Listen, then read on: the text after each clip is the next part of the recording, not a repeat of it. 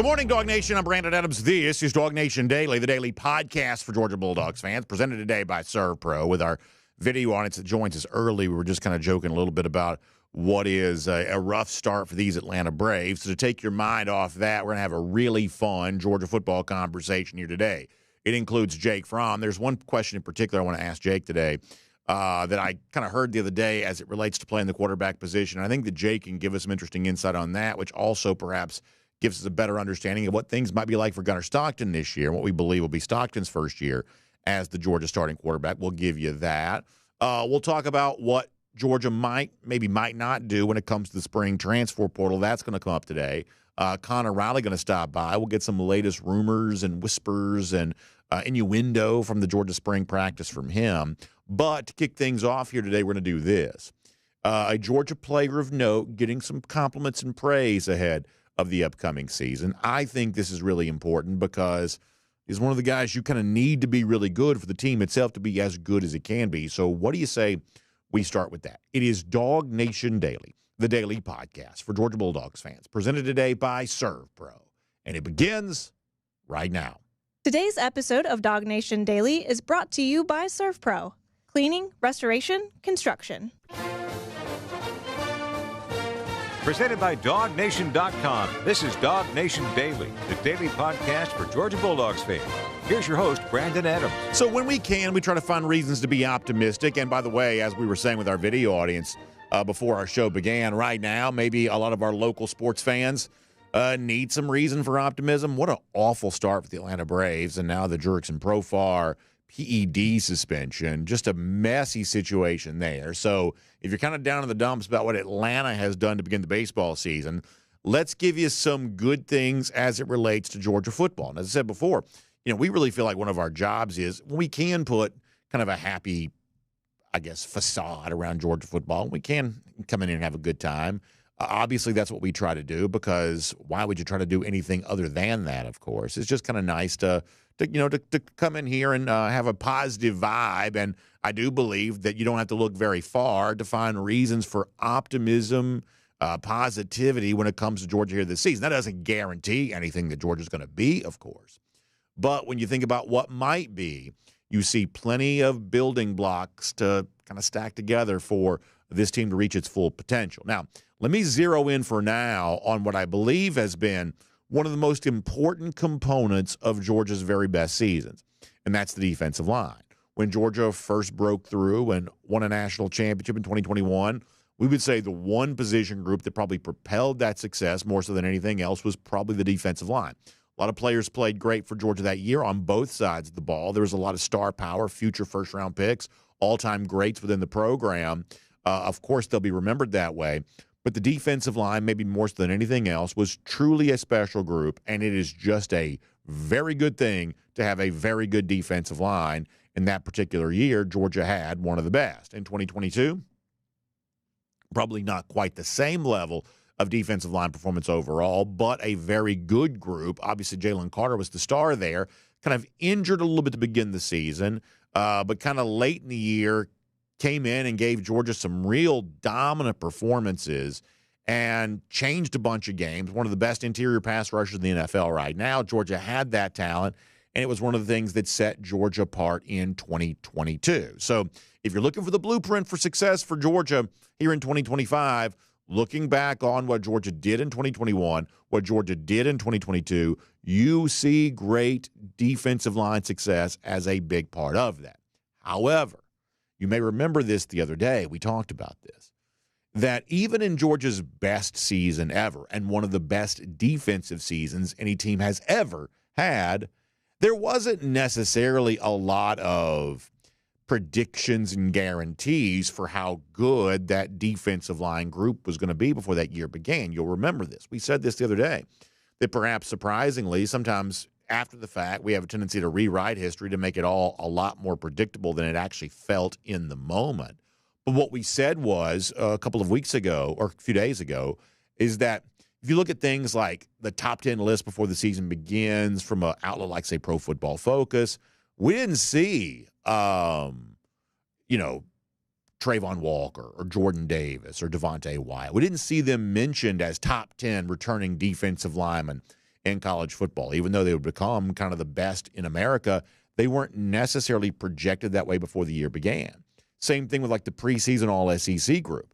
Jordan Davis did get a first-team nod. Trayvon Walker got a third-team nod. But Devontae Wyatt, who a lot of opposing teams that faced him will tell you that Wyatt gave certain teams fits because of his lateral quickness, things like that. As much as any of the other guys, he was sort of nowhere to be found in any of those conversations. That even for a great, I'm talking about an all-time great defensive line like Georgia had in 2021, there wasn't necessarily universal or even common predictions that those guys were going to break through and be as good as they turned out to be. So when you fast forward now to 2025 here in the present tense, when we are hearing some of those kinds of things, I think it's important to know this isn't just the sort of, bland, generic flowers that every player has thrown at them prior to the season beginning, the sort of talking season hype that kind of seems ever present.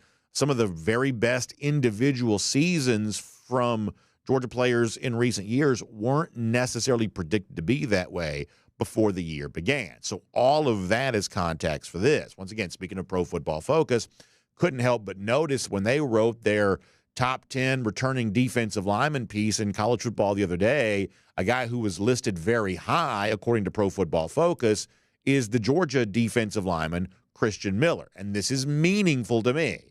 Not because I think the world of Pro Football Focus, that's not necessarily everybody's cup of tea. And not because preseason lists are guarantee of in-season success. There's always going to be kind of an unpredictable nature to college football. We don't deny that. But it's better to be on the list than not on the list. It's better to be recognized than not recognized. And when we are kind of coming together to think about, hey, what are the something close to known commodities for Georgia? What are the most valuable collection of players on this team for the upcoming season? A guy like Miller needs to be on that list for the reasons that Pro Football Focus mentions. Let me show you this on the screen for a moment if you're watching on video. And if you're listening radio podcast, I'll read it to you.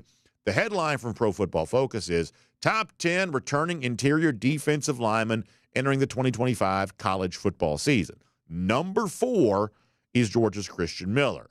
The write-up says that Miller broke out in his redshirt sophomore season with the Bulldogs. That means last year, earning an 82.3 Pro Football Focus grade. I don't really know what that means, but it sounds like it's pretty high. That ranked – now, this is interesting. Even if we don't really know what 82.3 means and quite how you get there if you're Pro Football Focus, this makes sense to everybody.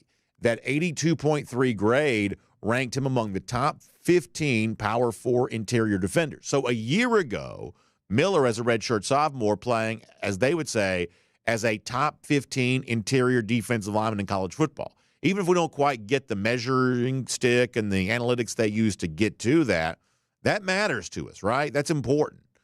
Pro Football Focus goes on to say that his 83.9 run defense grade also ranked in the top 15, while his 11.2% pass rush win rate ranked in the top 20.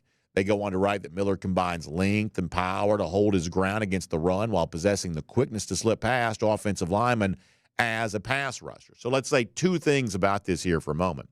Winning on more than 11% of his pass rush attempts, that is the kind of thing that gets me personally excited because, as I said, even for Georgia in 2022, when they didn't quite have the same level of defensive line they'd had in previous years, it was that pass rush coming from the middle, the kind of game-wrecking stuff that Jalen Carter was doing in the interior of the line of scrimmage that made things so tough on opposing offenses. And I'm not here to tell you that Christen Miller is going to be every bit as good as Jalen Carter was. I am going to tell you, though, that when you are bringing some pass rush from the middle of the field as an interior defensive lineman, your value is going way up. In fact, look who's going to get drafted in the first round of the NFL draft coming up in a few weeks.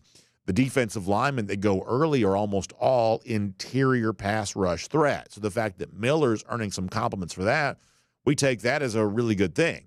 But in addition to that, when they say last year that Miller was among the best run-stopping defensive linemen in college football, it's important to have the additional context for that the other day, Kirby Smart, who sometimes sort of speaks in vague generalities when it comes to his press conferences, was very specific when he said their two big points of emphasis during the spring have been running the ball better. We've talked about that plenty, but also stopping the run.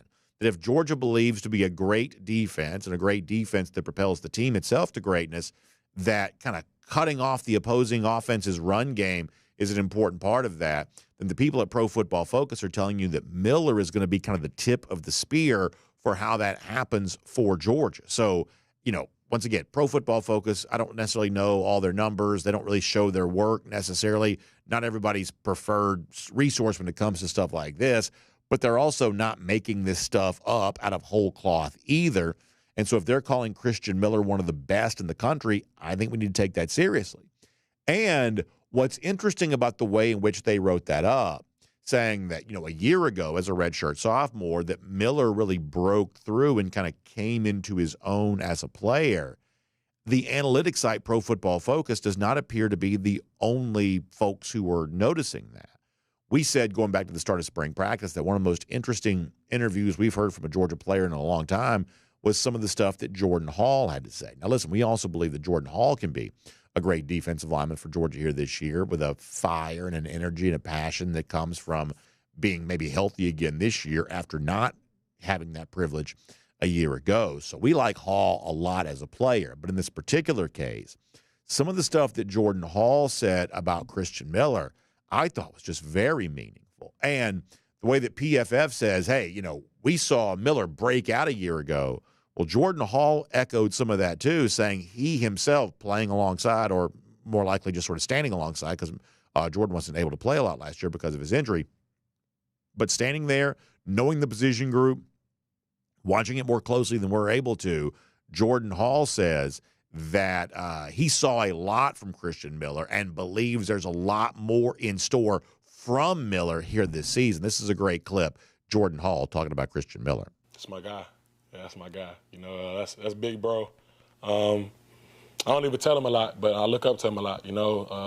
He's been through a lot of things that I have. Like, when I first got here, it was me and him and John Jefferson. He's gone now to SMU, but that's my guy since I first got here, and I seen the transition he made and the leap he made last year. I don't know how much work we put in the offseason last season, so this year is a big year for him, a big year for our defensive line, but he's a leader in our room, and he has some special things coming for this season.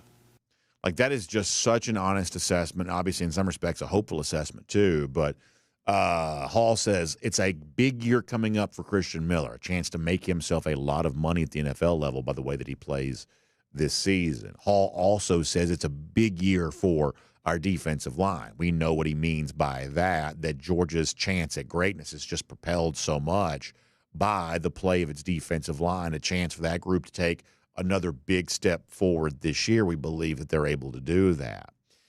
It's exciting to hear the way in which Hall puts into kind of human language the stuff that Pro Football Focus says more from sort of an analytical bent. And to kind of wrap all this up, let me tell you what this kind of reminds me of. Yesterday, we've had really good feedback on this, and we're going to record some shows today, at least portions of shows today. They're going to air next week while I'm taking some spring break time with my family. One of the things that I ask you to participate in, and I still would love to have you reach out. If you want to email me, if you want to hit me up on X, I'd love to hear your thoughts on this. I gave you a series of over-unders as it relates to Georgia for next season. I gave those to you yesterday. If you want to go back and see the yesterday's show, if you missed it, I'd love to have you participate in that. I've gotten some really good feedback, and I obviously would love to have even more if you'd be willing to share it with me. But one of those over-under numbers that I gave you yesterday, sort of looking at realistic possibilities, recent track record, just trying to shape a good number to create a discussion. Yeah, there you go. Good. So one of the over-under numbers that I gave you was 3.5 all-SEC selections for Georgia, first-team all-SEC selections in Georgia for 2025. That, to me, is a really important number. I say this all the time, and that's overly simplistic, but I think it's very true, that great teams are propelled by a collection of great players, that high-end performances from individual players come together to create a great team, that the very best Georgia teams are going to have individual players show up in national award conversations, show up as prospective first-round picks, and show up on things like first-team All-SEC. And to me, first-team All-SEC, in terms of the way it propels you and sort of predicts team success, is almost more important than being an All-American. And then if Georgia could find a way to get over that number that I established of 3.5, I think it says something really good about UGA. But in particular, if we're going to give Georgia 4 first-team All-SECs, which is a little bit ambitious but also achievable too, if we're going to give Georgia 4 first-team All-SEC, sometimes it's also true about what positions those guys play, where on the field are those guys lining up. And if you had the ability to grant a wish for Georgia this fall, that'd be a pretty big one to grant. If you said, hey, among Georgia's best individual performers is a first-team All-SEC defensive lineman. That would tell me a lot about what Georgia is likely to do here this season, almost without knowing anything else. So I don't know that Christen Miller is going to necessarily be picked that way. I don't necessarily believe he'll be preseason first-team All-SEC. And frankly, he might not even be All-SEC when the season comes to an end. It is always very competitive for the SEC when it comes to the defensive line positions. But Pro Football Focus, Jordan Hall, they would at least suggest it as a possibility. They would at least say this has the potential of occurring. And if Christen Miller can fulfill that potential, if he can be the best that his top-end projections are suggesting that he might be, and all of a sudden that says something really good about the Georgia defense. And as the Georgia defense takes strides towards improvement, the team itself could be much tougher to beat as well. My name's Brandon Adams, and this is DawgNation Daily, the daily podcast for Georgia Bulldogs fans, presented today by ServPro. We are happy you are with us, whether you get to us live on video 10 a.m. or on demand on video. Most people that watch the show kind of watch it after the fact. So whenever you're watching it, we just thank you for being a part of the program. If you're listening on the podcast, that's all on demand. We're glad that you're doing that. I had a great time on Friday. Got a chance to meet some Athens Sports Radio 960 The Ref listeners who like to listen to us on the radio. Really appreciate that, too. And speaking of Friday, what a time we had with the Athens Rock Lobsters and our friends from ServPro. You know, talk about a great group of people who are serving our community. You know, they were the sponsor that night for the First Responders Night. And honestly, thought it was a great event. ServPro was certainly well represented there with that, showing support for our firemen and our policemen, the school resource officers. A lot of, I think touching stuff around that. The touch truck event before the event began, I took my son and we had a great time just going around. We saw the ServPro Mobile Command Center. I took some video of this, although I'm not quite as good a videographer as some of our DawgNation staff are. One of these days I'll show it to you. But the Mobile Command Center is an amazing thing that if you're going out, let's say it's a hurricane or something like that, and, power's lost in the community, ServPro's got to have a kind of a base to sort of set up to work and operate with this. I got a chance to see that in person and really just see the grand scale and the scope of the work that ServPro's able to do. And honestly, fun to hang out with, too, the good folks there. We had a chance to watch the hockey game that night and talk some Georgia football and just good people. So if you need them, you're in kind of a serious situation. I realize that. But this is also kind of a fun group of folks to hang out with and have a good time with. So if you've got fire damage, water intrusion, that's important to you. If you want to work with a company that sort of knows the ins and outs of how you deal with the insurance company and kind of how you manage those relationships and just sort of get you into a happier place of whether it be the home you live in or the warehouse where your business is housed, or just to get it all looking like it never even happened and kind of get that loss cleaned up and get that turned back into the previous condition of the property. Our friends at ServPro are experts on that. You can find them online, servpro.com. That's SERV, servpro.com. SERV, servpro.com. And if you ever get a chance to hang out with our folks from ServPro like we did this past week with an event like the Athens Rock Lobsters, that is really good too. My guess is we'll be doing something like that again in the very near future. Really, really good time and great to have ServPro as a part of DawgNation Daily here today. All right, coming up before we're done, we got two great guests. It's Jake Fromm later on. That's going to be a lot of fun. In particular, there are a couple of issues I want to get into with Jake. One of these involves a recent trend around college football. Another involves, recently heard a quarterback say something that I thought was pretty interesting. And I think it probably gives us some insight into maybe how things might go for Georgia here this year. We'll talk to Jake Fromm more about that here in just a little bit. Connor Riley also coming up today, too. We'll get some rumors from Georgia spring practice with him.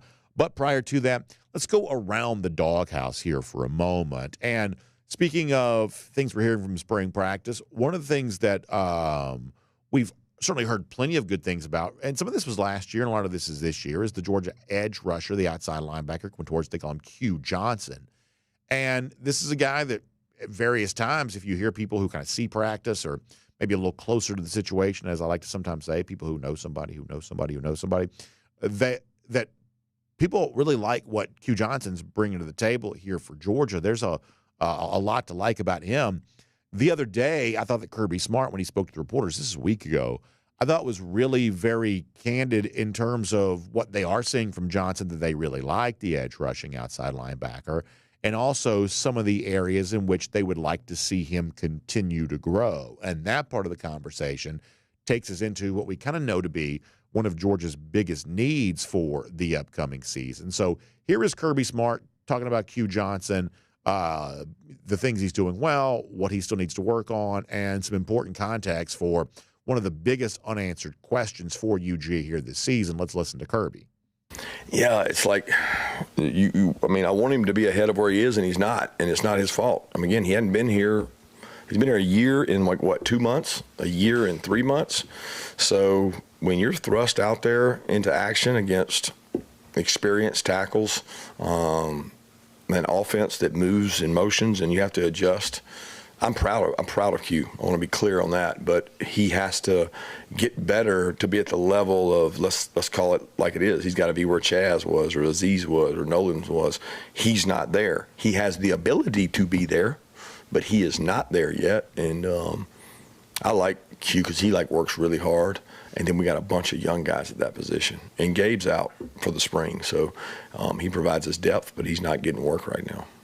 So I think that great clip there from Kirby. I think it gives you a lot of context here, which is Q Johnson is a player you're really glad to have on your team. The chances that he grows into a really good football player seem to be pretty high. And Smart says a lot of things there that would lead you to believe that's true. But there was also a phrase that Smart used a couple of times alluding to what is just an obvious lack of experience. There is clearly some talent here. And that's kind of been true now, not just this spring, but as I said before, going back to last year's fall camp, for instance, we're hearing some stuff about him, that there's some buzz around him as a very promising potential player, but it's inexperienced right now. And then beyond Q Johnson, it's even less experience in this group. Gabe Harris is a player that you think you believe in, but he's currently injured. So Georgia is, and this was what we knew going into spring practice, it has seemingly since been reinforced, Georgia's just really thin at the outside linebacker, the edge rushing position. And we've been led to believe that if Georgia's still going to be active in the transfer portal for any kind of player prior to this season when it opens for the spring, kind of post-G-Day, if Georgia's going after anybody, we sort of think it's an edge rushing outside linebacker, a more experienced player than Q Johnson they might go after. Not because they're going to just sort of stick Johnson on the bench and not play him, but they would, I believe, just using an educated guess here, like to have a player that's just got more experience, that just sort of knows the lay of the land in college football. But obviously, if you're going to, this late stage of the game, go after somebody from a transfer portal standpoint, you better be ready to be in a financial bidding war to, even for a lesser-known player, you better be ready to be in a bidding war if you want to add a player like that to your roster, which takes us back to something we talked about, was it on Friday's show?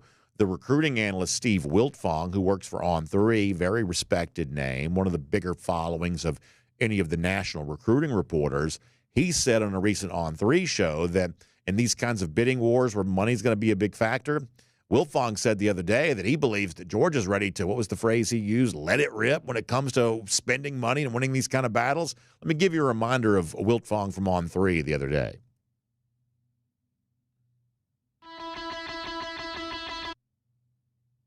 We may not have Wiltfong there on that, but okay, here we go. We do have Wiltfong. Let's hear that.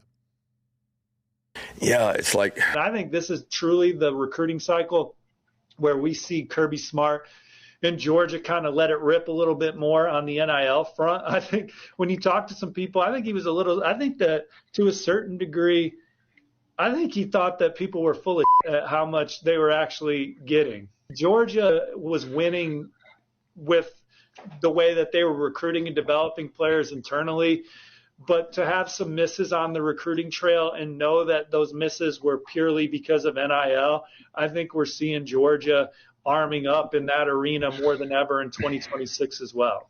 So they're arming up for NIL. They're ready to let it rip. They need an edge rusher, so now it's time to spend. Maybe, but at least perhaps not yet. Have you seen the name David Bailey? Now, I'm not going to lie to you. Until 5 minutes ago, I'd never heard of David Bailey. I follow college football closely, but I can't just keep up with every single player in the country. But you probably saw the other day the Stanford coach got fired. Andrew Luck, his first task as new Stanford GM was to fire the old coach. And there's a transfer portal period that kicks into gear anytime a coach is fired. And so, therefore, one of the guys that took advantage of that is a very good edge rushing player with the kind of experience that Georgia perhaps needs, named David Bailey. However, it does not appear that unless Georgia does something pretty quick here, it's going to get its chance to sort of act on Bailey. Bailey has gotten strong overtures already from Texas Tech, who really is right now letting it rip from NIL. They got some big billionaire benefactor that's spending money left and right. And if it's not Texas Tech for Bailey, as our friends at On3 have also reported, it may end up being Texas. That somehow, some way, whether it's Texas or Texas Tech, they would appear to be the leaders right now for Bailey, the sort of veteran edge rusher that Georgia might need and might have some value here to UGA. We're told by guys like Steve Wiltfong that Georgia's ready to let it rip when it comes to the NIL, but some of the big spenders, maybe this is an example, still perhaps either willing to or able to spend just a little bit more. So as we kind of roll through the rest of the spring into G-Day, this is going to become one of those things to watch. Are there other players like this that go into the portal? Can Georgia be aggressive and add those and bring them in? Is this an example of some of those Texas schools that have just got seemingly these money bags boosters? Are they just going to just keep money whipping everybody? One of the things to watch as that spring portal gets ready to open and some players perhaps pop in there that could be of some value to UGA. We'll make that Around the Doghouse here today on DawgNation Daily, presented by ServPro. And as I told you, before we're done, good conversation coming up with Jake Fromm. But for now, more on this and everything else going on around UGA. Let's talk to Connor Riley here today on DawgNation Daily, presented by ServPro. From Athens and across the SEC or wherever the recruiting trail may lead, here's a DawgNation.com insider. It's bringing in Connor Riley here, watching everything going on with UGA. Obviously, the first task is getting through spring practice and getting to what we still believe is going to be a G-Day. But being beyond that, at the spring transfer portal that's going to open up, sort of think Georgia's got at least a couple of needs in there, perhaps most prominently the edge rushing outside linebacker. People with national following say, boy, Georgia's ready to start spending some big bucks here. But when it comes to a name like David Bailey from Stanford that sort of feels like what Georgia might need, the early evidence is there are other programs that are just either willing to or able to spend a whole lot more. Connor, I'm curious from you, how active in the upcoming spring transfer portal do you expect Georgia to be? I think it's going to come down to the type of player that goes into the transfer portal. And the important thing to remember, and I wrote about David Bailey yesterday in my Good Day UGA column, Georgia doesn't have particularly strong ties to him. They didn't recruit him very heavily when he was coming out of Mater Dei in that 2022 recruiting cycle. And I think the important thing for Georgia is they want to know the type of person that they're getting. And so even though Bailey, in theory, checks a lot of the boxes, playing for a big-time program in Mater Dei, having that Stanford background. They took a player from Stanford a year ago in Benjamin Jurasek, who I know maybe not everyone in the fan base loved him, but I think was overall a positive experience. I think Kirby Smart really values SEC ability and the ability to play at a big-time level, and it's important to keep in mind with this April transfer window, you can't transfer within the SEC. You can't go from, say, an Alabama to a Georgia or a Georgia to a Missouri, so to speak. So I'm going to be interested in terms of what caliber of player goes into the transfer portal and who might potentially fit there. Because as you point out, BA, I think Bailey checks a lot of the boxes that Georgia would be looking for at that edge rusher position. Besides Gabe Harris, they don't really have a whole lot of proven depth there. at that outside linebacker position. But with Texas Tech throwing around, it looks like big money to land David Bailey. Maybe one of the higher ups on Landman has some money to throw around there. It'll be interesting to see. Is Georgia able to get involved with Bailey? Because I do think on paper he does fit a lot of what they are looking for. Yeah, I think that the spring portal is going to be interesting because for the last year, I would say that transfer rumors have outpaced actual transfers by about 10-1. And for the most part, to oversimplify the evaluation, it seems like teams are using the lion's share of their money to keep their players more so than going out and stealing other teams' players. But even like 2 years ago when the transfer stuff was wild and crazy, the spring portal has always just been pretty quiet. That teams that were desperate for talent, hoping to use the spring portal to kind of supplement what they didn't get through recruiting or whatever else, they for the most part have just ended up being really disappointed by all of that. So I guess after last year when everybody was talking about how crazy the spring portal was going to be, and it just wasn't, knowing that the portal overall has been a little less crazy than it used to be, I'm not expecting a whole lot of fireworks nationally from the portal, although I do believe that Georgia still has at least the one need at outside linebacker. Are you expecting the spring portal to be crazy, or are you assuming it's going to be relatively quiet? I assume it's going to be relatively quiet. Like the biggest, from a Georgia angle, transfer story the past couple of years, it wasn't anyone they brought in. It was Christen Miller. Oh, he's going to go into the portal. Oh, actually, he's going to stay at Georgia. That was the big thing a year ago. And so I think so much of this now, as Kirby Smart has reiterated multiple times here, it is about retention when it comes to the University of Georgia and sustaining excellence there. They know that they have to go out and do a better job of keeping their players because so many of their players would command big-time deals at other schools were they to enter the transfer portal. And you see that this offseason. A year ago, they see 21 players exit the program via the transfer portal. This year, so far, it's only 12, and I don't expect it to climb into the 20s here. So, other than Damon Wilson, which I think in theory creates this vacuum at the edge rusher position, I don't know that Georgia has really lost anyone that they were surprised to see go. And so, again, I think with Georgia moving forward, like, yes, they, in certain years, they're going to take 3 defensive backs. They're going to supplement their wide receiver room because for so long they weren't recruiting that position at a high level. But more often than not, you're not going to see Georgia take an offensive or defensive lineman via the transfer portal. You're not going to see them take an inside linebacker. Sure, maybe a running back comes along that they might like because I think they want to have more veteran depth in that room.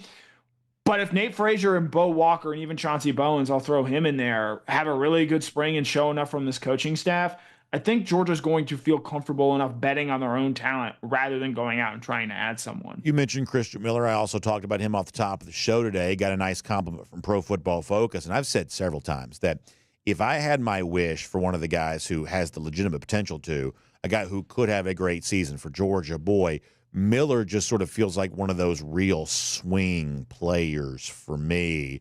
So much so that, I don't think it's out of line to say, boy, what if a guy like that became first-team All-SEC? And I don't think he's going to be preseason first-team All-SEC, but could he have the kind of season that puts him in there? And if he is, that almost tells me everything I need to know about Georgia. There are just certain levers that if you pull them, they just change everything. And if you could find a first-team All-SEC defensive lineman somewhere, and Miller may be the best candidate of the bunch, but if you could find a first-team All-SEC defensive lineman, then all of a sudden you're talking about a Georgia team that's probably better than it was a year ago. Yeah, and I think you saw at the end of last season, the light sort of come on for Christen Miller. Even when he was hurt in that game against UMass, I thought he came back and was impactful in that college football playoff loss to Notre Dame. And this might be an area where I know that Georgia plays so many defensive linemen, and for so long that was a big strength of theirs.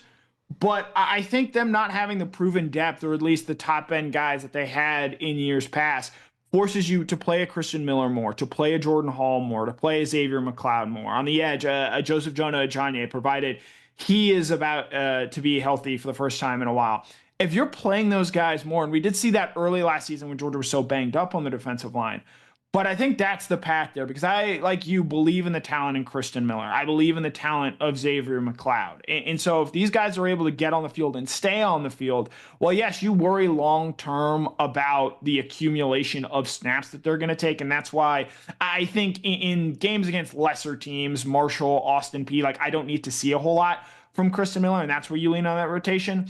But in games against Alabama and games on the road against Tennessee early next season, at Auburn, in October there, I think those are the games where you want to, have a longer leash in terms of the number of snaps that they're going to be able to play. And I think Christen Miller is going to be able to do that, even knowing that, yes, there is sort of a negative rate of, the more snaps you play, the less impactful you're likely to be.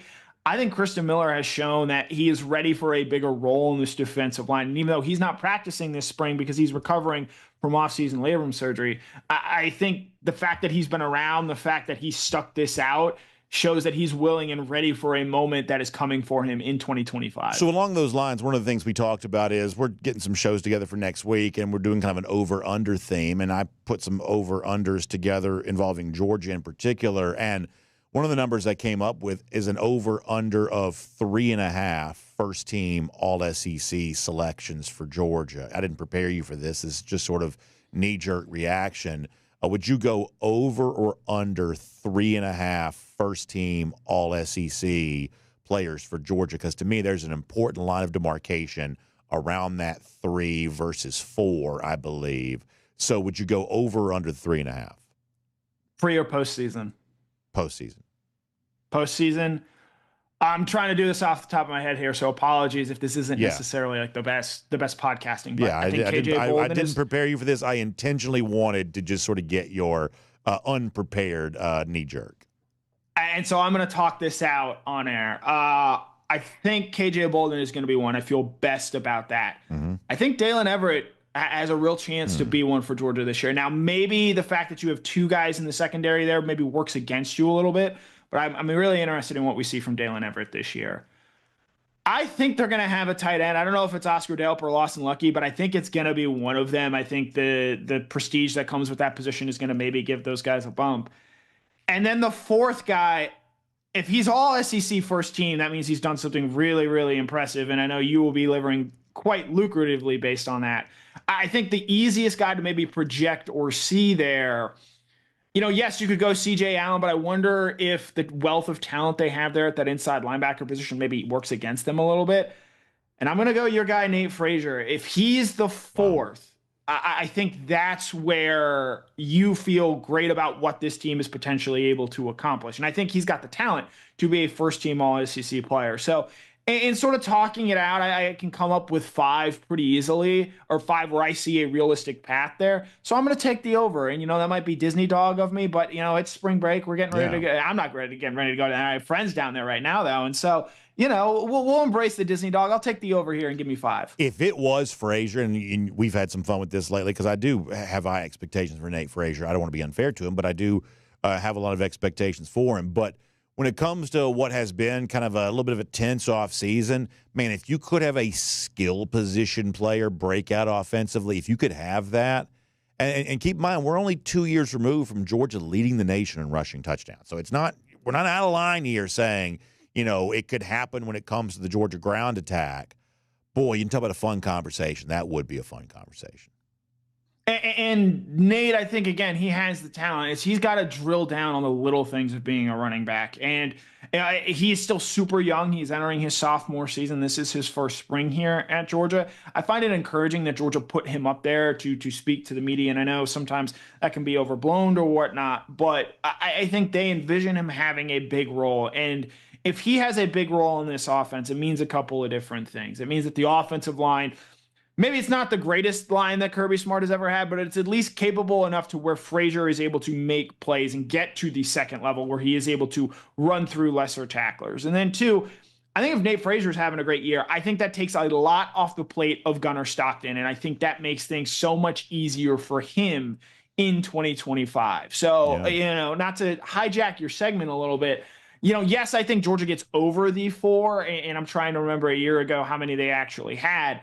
But, if you could just say, hey, would you rather have 4 all first-team SEC guys, or would you take 3, but one of those is Nate Frazier? I might actually lean the latter in that situation, just because I do wonder a little bit if maybe there's some cannibalization at certain positions like inside linebacker or like in the secondary. Whereas if Frazier is a first-team All-SEC running back, there's a no-doubtedness about it that I think gives a lot of encouraging signs about this offense this year. I think that's really interesting. The time we have left, let me just ask you real quick. Well, you're here from Kirby Smart and some Georgia players again this evening. A lot has happened since we last heard from them. You know, there's a scrimmage, I guess, on Saturday, all kinds of rumors and stuff like that coming out of Georgia practice. What's the latest we're sort of hearing about where Georgia is now kind of moving towards the latter stages of the actual spring practice? Yeah, defense is ahead of the offense right now. It sounds like the offense had maybe a little bit of a tougher day on Saturday at the scrimmage, which again, at this time of year and with where this team is, it's not all that surprising. Again, we talk about the offensive line. I think losing Daniel Calhoun really hurts this group right now. And look, I say that as someone who has made no secret how much they think of Daniel Calhoun, but when you're an offensive line that needs better play and you have a promising young player like Calhoun, and now he's going to miss 6, 7, 8 practices because of this foot injury, it does have a compounding effect, and they're already without Monroe Freeling there. So in that sense, it's no surprise that Georgia's defense has a better day on Saturday than the offense does. But again, I think so much of how this season is going to go is just where does this offensive line end up? And can it end up being closer to, I think, what it was in, say, 2023 than it was in 2024? And then you're feeling good about what they can do. But if it is closer to what we saw in this past season in 2024, it's just hard to see Georgia being a national championship winning team. And look, like last year, the offensive line was a big question for Ohio State. And I give Ryan Day and that offensive coaching staff a lot of credit because they dealt with injuries too, losing their starting left tackle in Josh Simmons and then Seth McLaughlin, their starting center late in the season. And that offensive line got better over the course of the season. Georgia's offensive line didn't do that a season ago. They're going to absolutely have to do it this coming season. And so I'm very interested in not just how the rest of spring practice goes, but where does this offensive line develop? It is a season-long storyline, and it's playing out right now in spring practice. But for where this team is, I think that offensive line is going to be such a barometer of how this season ends up going. Quick follow-up. Does the Calhoun injury, and I hate to ask this, does that open the door for a little less enthusiasm about a spring game for Georgia, keeping in mind that Kirby Smart has kind of, he certainly left all of his options on the table. Does another offensive line injury put a traditional game in jeopardy more so than it already was? Actually, no, because Kirby made this point, I believe, a week or two ago. Like, they can go 3 deep on the offensive line, and so this opens the door for maybe a Michael Inouye to play more snaps at guard. Maybe you move Ernest Green down there a little bit, and you see what you have at tackle with Bo Hewley or Ja Jackson. Offensive line is, I think, maybe the only position on this team where they just have so many guys where they're actually okay having an injury or two, and that shouldn't impact how this spring practice goes. So I think that's a position where they're actually okay, and we might get a chance to see an actual G-Day game in the way that it has traditionally been, even if those outside the confines of Sanford Stadium that day do not get that same luxury. Hope that's the case. Connor, good stuff. We'll look forward to coverage from Athens from you here this evening, and we'll talk to you very soon here on DawgNation Daily, presented by ServPro. Yep, as always, it was a pleasure. Let's take a look around the rest of the league. This is SEC Through. Good with Connor Riley. We got a fun guest coming up here in a moment, Jake Fromm, before we're done. And with all of that in mind, let's also get ready to go cruising around the SEC, courtesy of Royal Caribbean. Connor Riley mentioning the fun of spring break. For many of you, that means a Royal Caribbean cruise vacation or kind of an extended spring break when you look ahead to a couple of weeks when all of us here at DawgNation are going to be on board Utopia of the Seas, getting ready for our DawgNation cruise. The point is, when the weather starts to get warm and people start getting that, and you know what it feels like, a little bit of itch to go somewhere, you got to travel, you sort of feel like you've been cooped up too long, too much winter in your life. Well, Royal Caribbean Cruise Vacations, that's what you ought to be thinking about. And Jessica Slater, the great travel agent, to help you get them all booked up here, I want you to give her a call, 770-718-9147. That's 770-718-9147. You can also email her, jslater@dreamvacations.com. She can get you ready for your Royal Caribbean Cruise Vacation, whether it's Utopia of the Seas, Icon of the Seas, later on this summer, the debut of the newest in the Icon class of ships, Star of the Seas. You want itineraries that go to Perfect Day, Coco Cay. All of that can be yours. Jessica can help you with it. It's an exciting time to be around Royal Caribbean. I love Perfect Day, Coco Cay. I can't wait to share with everybody on board our Dog Nation cruise here coming up, and I hope that you get a chance to see that yourself. All right, I'm going to try to go through a couple of stories here, and then we're going to talk to Jake Fromm. So, obviously, a lot of the energy when it comes to 2026 quarterback recruiting for Georgia right now centers around Jared Curtis, the 5-star. You know already he makes his decision coming up on May 5th. But you're also perhaps aware that's not the only quarterback that Georgia is currently in the mix for. You've heard of Bo Bentley. Bentley recently took a visit to Georgia, hailing out of the state of Texas. Well, Bentley recently dropped a list of finalists, and in that group does include UGA. So the dynamic here is pretty interesting. It seems fairly obvious that Curtis is the priority for Georgia, and it won't make a move until Curtis makes his decision. Georgia is also, though, keeping other irons in the fire.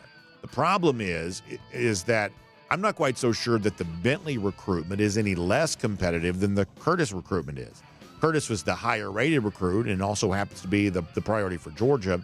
But just as much as Georgia's sort of fighting a battle with Oregon here, there may be a battle, if it does come to it, between Georgia and, like, say, LSU for a guy like Bentley. So the thing is, there are a lot of names out there for Georgia when it comes to quarterback in the 2026 class, but all of these are going to be very contested recruitments. If it does get to Bentley, that'll certainly be an example of that. We don't do a lot of 2025 recruiting talk anymore, although, Georgia did just add London Seymour, the son of Richard Seymour, as a walk-on, so that's exciting. But Florida does add a 2025 defensive back here in the last 24 hours. It's a 4-star named Javari Flowers. He's from the Northwest program down there. And a couple of things are interesting to me about adding Flowers here, a 4-star at this sort of late stage in kind of the final moments of what can still be called the 2025 class. Coming out of Northwestern, it's amazing. And if you want to sort of explain why Florida has had so little success, it's actually pretty rare for them to get a player like this from like the most southern point in Florida, true South Florida, Miami area. Florida, for the most part, has just been kind of shut out of that area in a lot of recent recruiting classes. So a lot of Gators fans are going to celebrate the 4-star Flowers joining up here just from the standpoint that maybe it shows Florida kind of getting some inroads into South Florida again when it comes to recruiting. They just haven't done much of that. Also, if you're winning with a player like this, you got to be paying him something. And if you're paying him something, that means that money's coming from somewhere. And sometimes this is just sort of money left over that you didn't have to spend on something else. But it also perhaps suggests that somebody somewhere still believes in Billy Napier at least a little bit, enough to allow a recruiting win like this to take shape. And it's a very big year coming up for Florida. Napier's status kind of hangs by a string. But they are winning a recruiting battle here, and we do keep it fair and balanced, we'll tell you the truth. And so they do add a 4-star here to the class of 2025, kind of getting back involved in Miami area recruiting, something they have not been able to do in quite some time. Also, Fran Brown, he called out the NCAA. We told you yesterday, they wanted to play Colorado in a spring game. It's kind of almost like a preseason style game. NCAA stepped in to say, no, you're not doing that, which is kind of reflecting the wishes of, I guess, the larger university presence overall. Coaches like this, it seems like the university officials kind of don't. Fran Brown got mad, kind of called out the NCAA. There's clearly our energy around these sorts of games more so than ever in the past, but I don't know if it's actually going anywhere. In fact, why don't we ask Jake Fromm about that and call this cruise around the SEC courtesy of Royal Caribbean. Let's get ready to say hello right now as a part of a Kroger Fresh Take to the former Georgia quarterback, Jake Fromm, on our program here today. Jake, I'm always interested in the way in which, I guess, new trends evolve. And I was joking to our buddy John Stinchcomb about this yesterday, that this time of year, people who do what I do, we're always talking about stuff. It's like we'll talk about whatever thing, it's just kind of fun to sort of talk about theoretical ideas when it comes to college football. But when it comes to two teams playing each other outside the boundaries of the season, this isn't quite so theoretical anymore. Fran Brown, I think, wanted to play this game. Colorado did too, a spring game between the two teams. NCAA said no. Mike Gundy's also talked about maybe we should play the Bedlam rivalry, Oklahoma State, since we can't play during the season. Maybe we should play that in a sort of preseason setting. Dabo Swinney's talked about this. What do you think about the idea that one day college football may have something close to preseason football, games outside the season, something obviously as an NFL player you're very much used to? What would you think about putting something like this into college football? Yeah, I think I'm in this kind of why not bucket kind of category.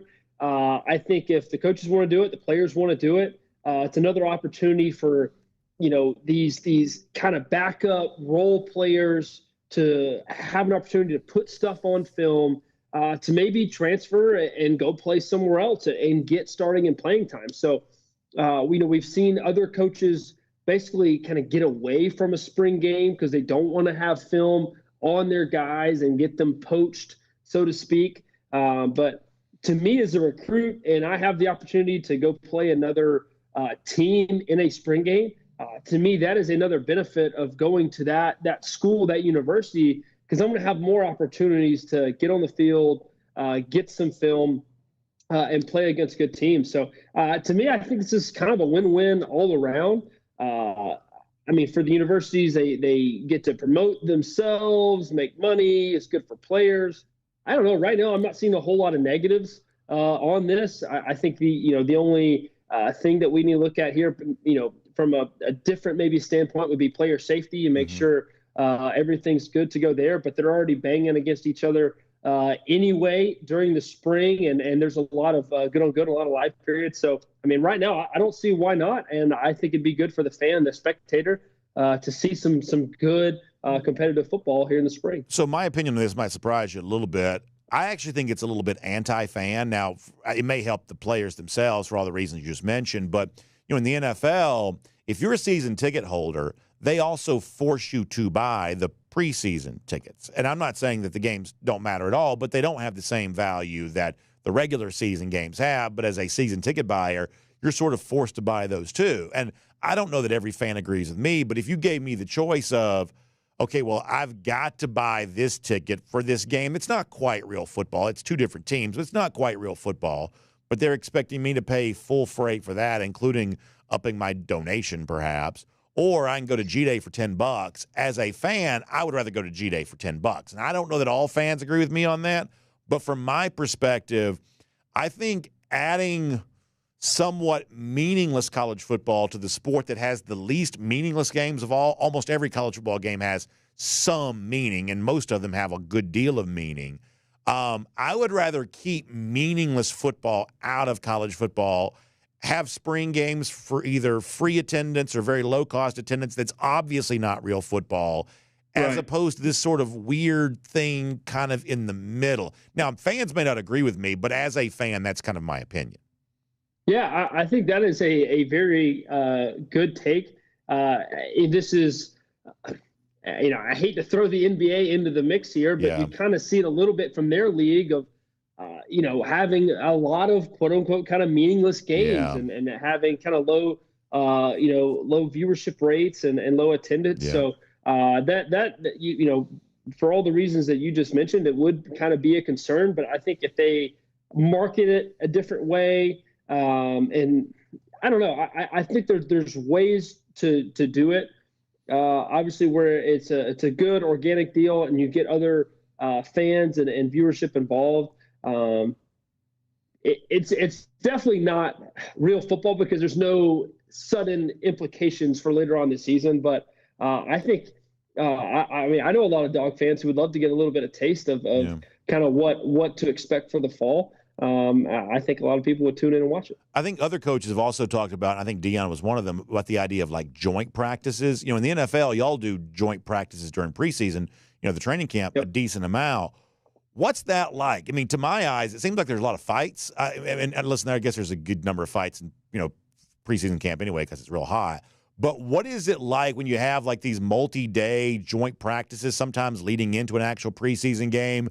Is that better than a normal practice? Is it less boring? Is it more interesting? Do you learn more about your teammates when they're facing someone other than themselves? What kind of, as an NFL player where this happens a decent amount, what value do you see in the notion of joint practices? Yeah, I think there is a lot of good in it. Obviously, some of the bad fights and that usually, gets brought up real quick. Hey guys, we're not fighting this and that. And so that kind of gets, nipped in the bud or tried to anyway, very, very quickly. But there's a lot of good in joint practices. Usually just kind of everything gets heightened. There's a lot more kind of competitiveness in the air. really trying to beat the team you're going against. It's a little bit different. It's like you're not scheming them up, but then you kind of are scheming them up by the second or third day. So there's a lot of good really that comes. You learn a lot about your teammates. The coaches learn a lot about the players. It gives the coaches an opportunity to call live plays before they're in the heat of the battle during a game. So to me, I'm a fan of it. I think there's a lot of things that you just learn about your football team during joint practices. All right, so something happened the other day, and I've been dying to ask you about this because this is just one of the things that if you're not a player, I don't think you just don't probably fully appreciate this. So Brock Purdy, who, by the way, is getting ready to sign a big free agent contract. So it's interesting that he would say this in the midst of, not free agent, but getting ready to sign a big contract with the 49ers. He was saying as a 6'1" quarterback that about 60% of the time he can see where he's throwing the ball. But because of how big these offensive and defensive linemen are and him being 6'1", he said, and it's like a podcast or something the other day, about 40% of the time that Brock Purdy is throwing the ball, he doesn't see where he's throwing it to. Now, I believe you're a little taller than Brock Purdy, but you're not the tallest quarterback either. So I'm curious, is it true that about 40% of the time, if you're not 6'6", 6'7", if you're not seeing over these linemen, do you not see where you're throwing it? Purdy's obviously a very good quarterback. It's an interesting admission to say, no, you know what? Yeah, I do feel a little challenged by not being as tall as the linemen that are trying to protect me. How real is that from your experience playing, Jake? Yeah, I mean, look, I'm not 6'5", and I would even go on to say, even for the guys who are 6'5", 6'6", you're still having to navigate lanes and have a really good feel of the game, the defense, have some awareness, because it is not all pretty. You don't have a huge field view of what you're working with. So, when you're feeling coverage, you're seeing safeties, you're feeling the linebackers. I mean, there is so much feel in the game of being able to throw and navigate through these lanes. A lot of times, man, Brock's really right. I know whether it's 60%, 70, or 80, anything less than 100. I mean, you're not always seeing exactly where you're throwing the football. And for me, this is just my own kind of anecdote here.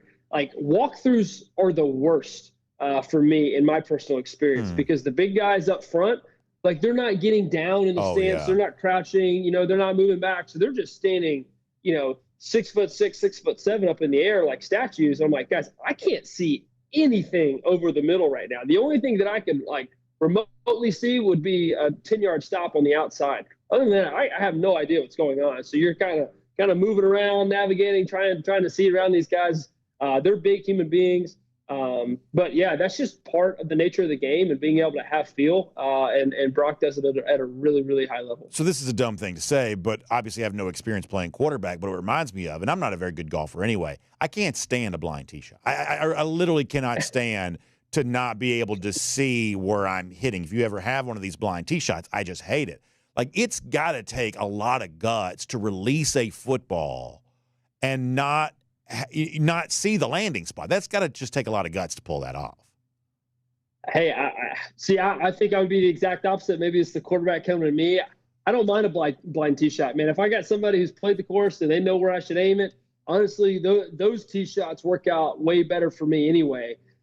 Hey, this is my line, this is my spot. Hey, if you hit that tree out there, you're going to be good to go. So maybe that's just the quarterback in me and being able to have conviction about it and let it rip. Let me ask you one more follow-up on this, and we'll let you go. Let me also remind folks that our Kroger Fresh Take with Jake Fromm here today. I love just getting insight about how you play the position and what it's like. I'm talking about the actual, operation of it all, because unless you've done it, you don't really know. And so I'm always happy to get Jake's very valuable expertise on that. Speaking of value, Kroger wants to add more value to your life, give you more time to enjoy the things you love, making your grocery shopping experience more convenient, also put more money back in your pocket. They'll give you all that here right now. Check out Kroger.com/boost for more on that. That's Kroger.com/boost. You can become a member, try it free for 30 days, get free grocery delivery, free grocery pickup, and also just take advantage of everything they've got going on. including twice the fuel points on the things you love at Kroger. Check that out today. It's Kroger.com/boost for more on that here today. So, Jake, real quick, final one for you, because on this subject, Gunner himself is not the tallest quarterback. I think he checks in about 6'1". That's ironically right there around the same height that Brock Purdy is. So clearly Purdy has overcome whatever height challenges he says that he faces. For someone like Gunner here this year, how can he get the most out of his own abilities, also maybe not being tallest quarterback in the SEC? Yeah, I think for Gunner, it's using his athleticism. It's getting on page with the receivers and with the offense, and being able to feel things happen much before they do, exactly like Brock does. Brock plays with a tremendous amount of anticipation. If Gunner, the sooner Gunner can play on time, on schedule, with anticipation, I think it would be really, really good for his career, for the Dogs, for the offense, for the season. Gunner playing on time and then using his legs and his athleticism off schedule, a lot like Stetson did back in 21 and 22 of playing off schedule. I think that could go right to Gunner's skill set. But man, I'm excited for him. I think he's taken the bull by the horns, and expecting big things from him this year. Jake, I love it. Great insight. We appreciate it. It's so valuable for us. Hope you have a great week. We'll look forward to talking to you very soon here as part of a Kroger Fresh Take here on DawgNation Daily. Thank you, Brandon. Thank you. Good stuff there from Jake Fromm, the former Georgia quarterback. And as I said, Brock Purdy getting ready to sign, a big new contract with the San Francisco 49ers, and obviously well paid and had a lot of success. He said, yeah, listen, not being 6'7" or however tall some of these tallest quarterbacks are, yeah, it does create some challenges, but obviously a challenge that he's been able to overcome. And Jake giving you some interesting insight in how Gunner Stockton may be able to do that very same thing. Really interesting stuff. Let's give you a golden shoe here. Obviously, the SEC having a lot of success in the NCAA tournament. One of the teams not quite so fortunate was Alabama. I'm going to probably get in trouble for this. I just thought this was really funny. Our folks from Message Board Genius is sharing this. Only one man can get Alabama another national championship. It's a picture of Tony Fauci. Obviously, Alabama's last national championship came in the pandemic year of 2020. Everybody knows that doesn't count. Very funny. We'll give a golden shoe to all involved on that. SEC rant, I guess, also the genesis of that. Very funny. How about our lousy, stinking Gators? 1,606 days. That's how long it's been since Florida's beaten Georgia. That is our Gator Hater Updater. You'll have a great day. We'll see you back here tomorrow. DawgNation Daily, presented by ServPro. We will look forward to talking to you then. And on video, time now for the R.S. Andrews Cooldown. R.S. Andrews, the one you turn to for your air conditioning, heating, plumbing, and electric needs. They show up on time. They do the work that's promised for the price that's promised. You can trust them on that. We're going to do a little bit of a quick bounce to the comment section here today. We're going to do some fun shows for next week here in a little bit. We got some great stuff going on. Andrew Sisson's got his G-Day tickets in hand. He's looking forward to that. Andrew, I'm happy to hear that. That is good news. Randy Hall, when it comes to Georgia, says, think still miss Fran Brown, Todd Monken, Sam Pittman. Yeah, there have been a lot of good position coaches that have come through here. And, obviously, a lot of those guys are going to be difficult to replace. That's definitely true. But replacing them is also the name of the game. Doggy says that Texas doesn't need a recruiting staff. They just follow UGA around and offer more money on signing day. There is there are companies in history that have kind of done that. Like, there was one company years ago that allegedly didn't do any market research. Like, they didn't do any studying about where to put a new store or anything like that. Just everywhere that this other famous retailer put a store, they just put a store too, because they feel like they're trying to go after the same customer. So therefore, we'll let them spend the money, and wherever they open up a store, we'll try to open up a store as well. There's one like tech company, tech manufacturer a few years ago that got in trouble. I mean, basically everything they made was just a stolen patent, at least allegedly. So yeah, I mean, there is some of that of. You don't always want to let the other programs know who it is you're recruiting and what it is you value, because they will just simply allow you to do their scouting for them. Garrison Tucker, who says who gets the most screens thrown their way in 2025, obviously a little bit of a homage to the belief amongst some that there's a little too much screen game in the Georgia offense. I'll tell you this, you throw a screen to Zachariah Branch, he's likely to do some damage. You get a guy like that in open space, let him use some speed and lateral quickness, there could be some real value in that. That's not a bad thought at all. But I do get the editorializing in that. Jonathan Aaron asked about the Yankees' new bats, the torpedo-style bats. I'm guessing, like this is already illegal in the lower levels of the sport, right? You like the barrel being bigger than the handle. I guess by the letter of the Major League Baseball rule book, the Yankees must feel like they're getting away with something. My guess is they'll close that loophole, I reckon. So, yeah, I have seen that. Until they do, maybe the Braves should consider using them. Speaking of first-team All-SEC, Frank Patterson giving his shout-out to as they call him, the booming onion. Brett Thorson is one of those. I think Thorson's got a real good chance to be that. G. Grace says the Yankees' disappointment each year, we lose in the playoffs. Among the many Alabama football fans who also root for the Yankees.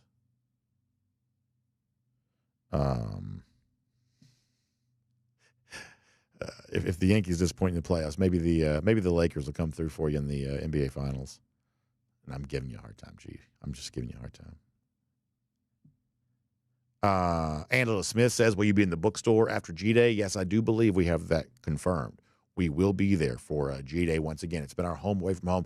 We've been doing shows at the bookstore since 2017. The spring of 2017, I believe, was the first show we did there, I think. No, that's not true. That's not true. We've been doing shows at the bookstore since 2016. That's pretty wild, right? Pretty wild. We've been doing shows there since 2016.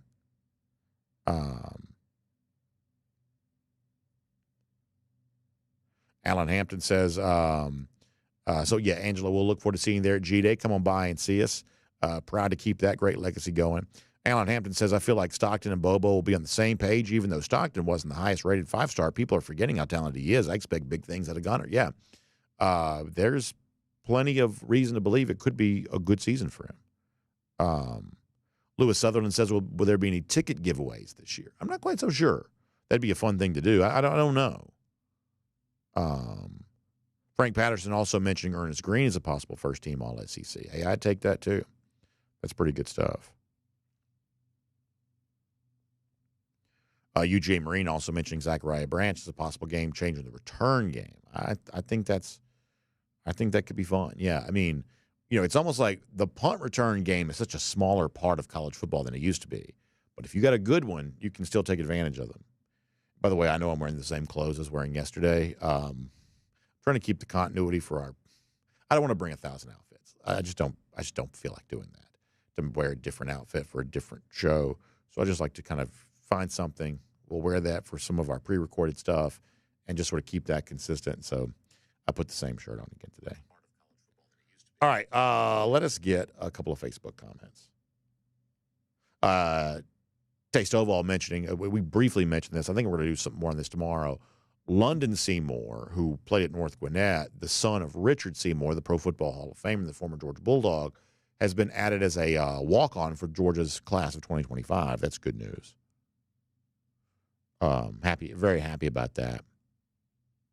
Always fun to do, like the North Gwinnett game, things like that, because you just look in the stands, you'll see just a Pro Football Hall of Famer just kind of hanging out in the stands. It's always kind of a cool thing. It's amazing how many former NFL greats obviously have sons that have played Georgia high school football. Very, very common. It's like everywhere you go, it's like just doing whoever. And, oh, yeah, I know that guy that, I recognize that last name. There's a lot of that in Georgia high school football. Let us see what else. Grady Darcy says the 1980s Braves are back. So I said this to some of y'all may know Savannah Bryan in our DawgNation.com comment section, who famously before the year began predicted the Braves to lose 100 games. Said I didn't believe that was going to happen. I still don't believe that's going to happen, but I did offer a little bit of a shout out to Bryan for, as he said today, 95 to go, 5 down, 95 to go for the Braves, unfortunately. But as I think it was Kent Holcomb points out.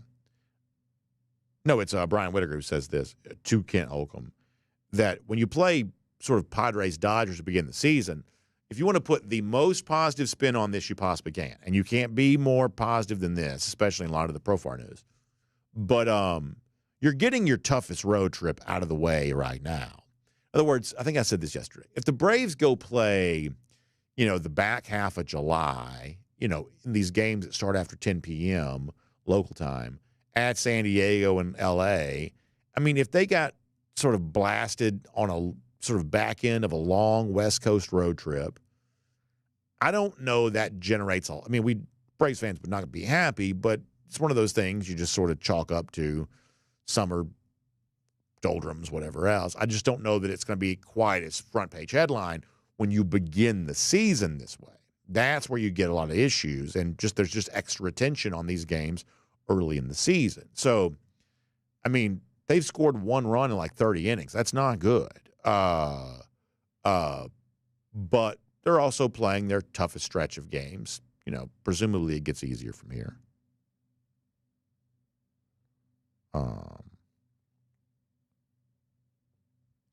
Let's see what else.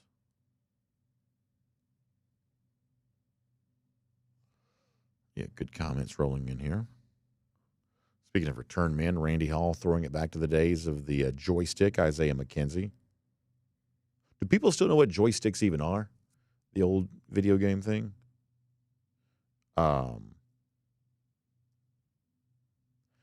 Whitaker also reminding that Braves did start 0-4 in 2021 and eventually won the World Series. So, yeah, maybe you got that going for you.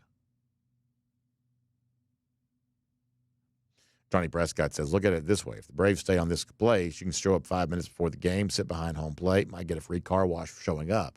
It is really weird that when I was a child, the Braves were terrible. We've talked about this before. But it was kind of funny. There were people because when I got to be a teenager, it's kind of funny. The Braves were bad when I was a child. Sort of the moment I became like a teenager, 8th, 9th grade, they started getting very good. And so, I mean, I was excited because, oftentimes you become an even bigger sports fan as you kind of, like those early high school, late middle school years, very, very big years to be a sports fan. Sports is like the most important thing in many of our lives at that age. It still is for a lot of us, but at that time especially, you're just consuming as much sports as you can. And Major League Baseball was so hot back then. Big, very popular sport. Still is now, although ESPN doesn't know that. But the point is, so as I was getting older, becoming a teenager, Braves were getting better. Like, that was so exciting, so exciting. A lot of the older people I knew in my life at the time, though, like, they were a little bit nostalgic for what one of our commenters just mentioned. You could go sit behind home plate. You could get, basically get free tickets anytime you want, or very, very cheap tickets anytime you want. That there was, the additional demand raised ticket prices on both the primary and secondary markets. Games were a little bit more of a hassle than they used to be, and there were some people that kind of missed the old days, which goes to show you that no matter what's going on, people complain about something. But indeed, that's the case. Kent Holcomb says, now we know why Profar had a career year last season, which brings me to what I believe is an important point. Here's what I don't understand to Kent and everybody else who's kind of interested in the Profar story. If I presented myself as something I wasn't, as a way of extracting millions of dollars from a corporation, that would rightly be called criminal fraud. Forget suspension, forget filing a grievance. Why is it not being said that Jurix and Profar broke the law? Because, I mean, he, as Kent said, allegedly, with some evidence, perhaps was aided by these, PEDs a year ago to have a career year, convincing the Braves to sign him to a contract they probably would not have signed him to if not for the numbers that he put up. And even now, I mean, like, like they had reason to believe that he was a ready, willing, and able major league outfielder. And now he's not. That when you cheat by taking PEDs, which he's tested positive for, when you cheat by taking PEDs, what you are cheating is your employer out of millions of dollars. In any other walk of life, that's criminal fraud. I don't understand why that doesn't come up in this situation, but it seems like it kind of does. I don't get why it doesn't. Because if I'm the Braves, I mean, like furious is not even furious is not even the word. I mean, you've got a budget, you operate within that budget, you try to be judicious with how you spend your money, and in this particular case, some of that precious, payroll, because you're not the Dodgers, some of that precious payroll has basically been cheated out of you. Frank Patterson wondering whatever happened to Acuna and Hunter. Acuna is supposed to come back. Maybe May. Hopefully May. Spencer Clark says, I love the battery, but not the parking so much. I've learned to enjoy it all now. Yeah, I mean, I would say the battery is one of those things that I've really come around on. When it first opened, I thought it was just a huge hassle. I guess. I don't know. I don't know that I fully saw the vision for what the battery could become. Because at the time, Turner Field was only 20 years old. I don't know that I fully saw. And the tickets, by the way, at Turner Field compared to Truist Park were much cheaper. And the parking, I did think was pretty hard because, like, one of the issues you have at Truist Park is that a lot of those businesses surrounding office complexes that serve as Braves parking, they don't open until 2 hours before the game because prior to, like, say, 5:30, those are parking lots for the people who work in the buildings. So you got to sort of, like, time it just right about you can't get there too late that you fight traffic, but you can't get there too early that don't really have a place to, you don't really have a place to park. So the parking situation is not great. But Truist Park's now been in our life for a good enough time, a number of years. Sort of feel like I've kind of gotten Truist Park sort of figured out now. When it first opened, I thought it was a little bit of a hassle. But honestly, when you look at the way in which the Braves have gotten the support they've gotten, when you look at the vibe that exists around the ballpark in the Battery area before and after the games, honestly, it's one of the best things Atlanta's ever done. It really is. It is the thing that has made Atlanta a great sports town in my mind. When I was a kid growing up, people always kind of knocked Atlanta for not being, quote unquote, great sports town. Maybe the time it wasn't. But I would say it's kind of become that, and the vibe around Braves games is a big part of it. I really do. I think it's amazing. I'm obviously a big Braves fan, so maybe it's not coming from the most objective place, but, I got a couple tiny nitpicks that I won't get into, but overall, I think Atlanta's done a great job of creating a very fan-friendly environment. I really do. Frank Patterson said, would you take the Braves having a terrible season if it meant Dale Murphy made the Hall of Fame? It's an interesting question. So here's my thing. I've always said this, taking Georgia football out of it, just the professional sports teams. Baseball is the most important team in your life for it to be good because the other sports sort of overlap with each other. So if you don't have this, you kind of have that. You can always sort of find some sort of refuge. But in like the long summer, from a sports standpoint, it's sort of, now we're always talking college football here, but from a sort of professional sports standpoint, it's sort of, if it's not baseball, there's just not a lot else on TV in some of these, summer nights. So very important to have a competitive baseball team. Very, very important. So I guess I'll take the good season from the Braves because for the most part, Dale Murphy's kind of already in my personal Hall of Fame.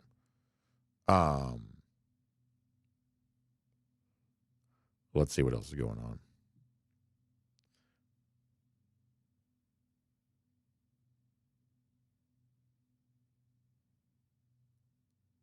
Alan Hampton says, no offense, but you're making me feel my age. Instead of seeing the Braves improve as you grew up, I grew up watching them play the likes of Mays and McCovey. Well, there you go, Alan. That's cool, too. I mean, listen, I love old 50s and 60s baseball. Trust me. I mean, I try to follow all that, those vintage, superstars. I try to follow that as closely as I can.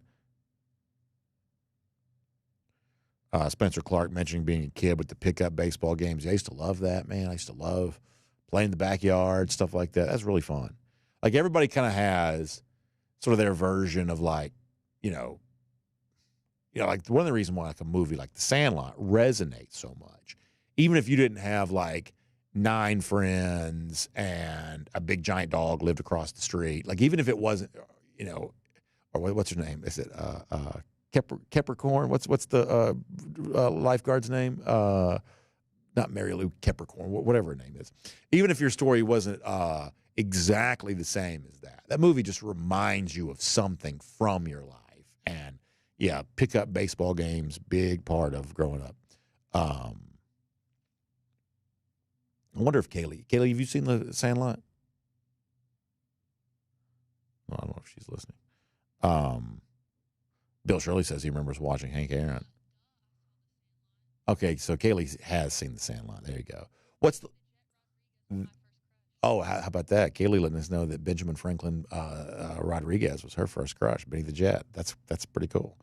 Pretty cool. Good to know that. Wendy Peppercorn. Thank you. Ben Green. Thank you very much. Our buddy Ben Green.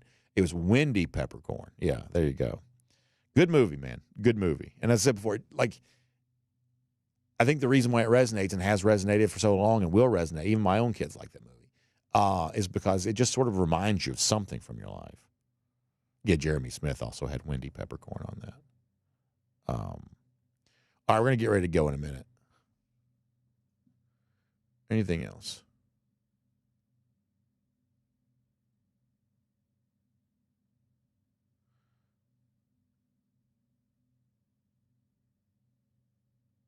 I can't tell what they're talking about on Facebook. I'm always nervous. Let's see what else. Jennifer Stevenson Fleming on the parking situation. So I feel like I've kind of gotten a better handle on the parking at Truist. I sort of figured it out a little bit better. And as I said before, I mean, honestly, I think the battery is such a smashing success. I really do. And I did not start off feeling that way. I did not start off feeling that way at all. You could just add that to the list of things I've been wrong about. What an amazing thing that is.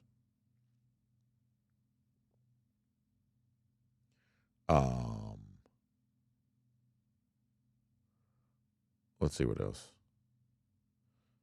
Yeah, a lot of stuff going on there on the Facebook side of things. Baruch Dog says it was peppercorn, not peppercorn. Peppercorn. Is that right? Peppercorn. Wendy Peppercorn. Y'all are probably right about that. Frank Patterson encouraging people to hit the like button. I appreciate that. Yeah. Ben Green also confirming it's peppercorn. There you go. So we have crowdsourced this. We've gotten the official name. One of the things I'm never good at is, and I'm always amazed by people who do know this, like I don't really know characters' names in like movies and TV shows. I don't know why. I've never been great at that. But Wendy Peppercorn is one to remember for sure. Frank Patterson says, who do you want the Falcons to draft? I mean, honestly, I'd love to see Jalen Walker. I don't know if he's still there. Probably goes before that. But Walker would be my top choice. I mean, they just need something like that for sure. A little bit of chatter about them going back to the old school uniforms. I think that'd be kind of nice. George Untap, is this true? Y'all don't be dropping fake news in here. Is this real? Wow, it is real. Dak Prescott been traded to the Cleveland Browns. How about that? Do you know what is going to happen? Like, I'm going to sound like Larry Munson for a second. Do you know what's going to happen?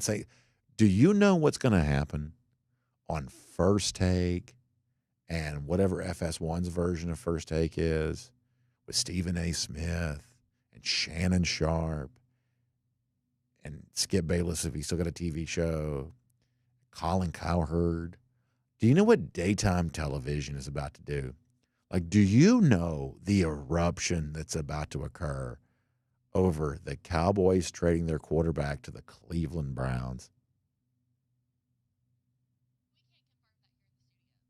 Oh, is this not real? Okay, all right. Yeah, very important thing. Very important thing. Because, like, somebody put in the comment section, a good commenter, George on Tap, who I do tries.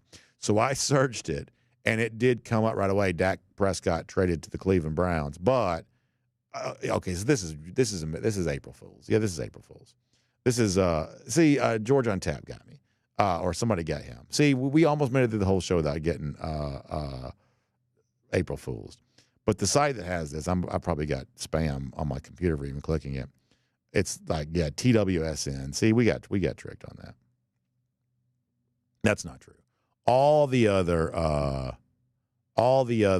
headlines do not say this. So we almost made the end of the show. George on Tap, one of our best guys, and he drew us off sides here at the very end of the show. Dak Prescott has not been traded to the Cleveland Browns. That is very fake news. Very fake news. Only one site had that, and it was whatever. See, normally when y'all put stuff in there, I always try to do a little quick search. In this particular case, the search did bring this up. I should have quickly noticed that it was not a reputable site that did that. And I should have also noticed that the other headlines weren't saying that. Thank you to Kaylee Manziel and our buddy Jack Leo, who rushed in to save me from embarrassing myself. Dak Prescott has not been traded to the Cleveland Browns. That was April Fool's. Yeah, that was April Fool's. All right. So I don't know if George on Tap was in on it or if he got gotten by it. But what a way to close out the show. Chef Jay Bowen, speaking of uniform, wanted to bring the real silver britches back to Georgia. Boy, I'd love that. And the NFL, speaking of the Dallas Cowboys, and this is not fake news. I mean, like, they have, the metallic sheen on their britches. You'd think Georgia would be able to do that too. How about this? Lewis Sutherland checking in from Grand Cayman.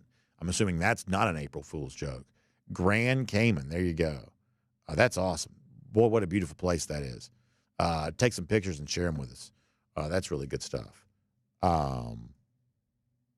Really good stuff.